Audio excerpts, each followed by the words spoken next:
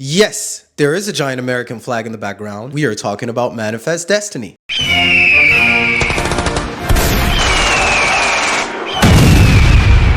What is Manifest Destiny? I'm not talking about the Jamiroquai song playing in the background right now, or some kind of new age meditation practice aiming at manifesting your own destiny, but a belief rooted in 19th century American exceptionalism and white supremacy that is traditionally accepted as the earliest form of American imperialism. At its core, it's the idea that America is a nation called to a special destiny by God, whose expansion is both obvious and unavoidable.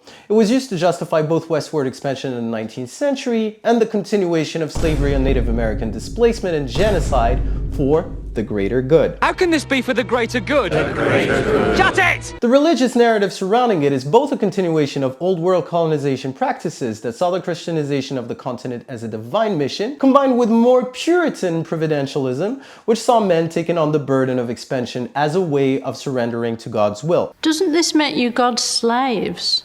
Basically, it means we're special, God says so, and that means we get to rule this world and not you. But at the very least, you're God's bitches. European powers were also doing the same in Africa, using civilization as a justification for their own forms of colonization. While Manifest Destiny called on America to expand from sea to shining sea, in an idea referred to as continentalism, American imperialism sought to exert control past the US's borders through hard power and soft power alike. This is rooted in the idea that America's national interests and the world's interests are one and the same. In a way, the US had always conflated both, even more so during the Cold War.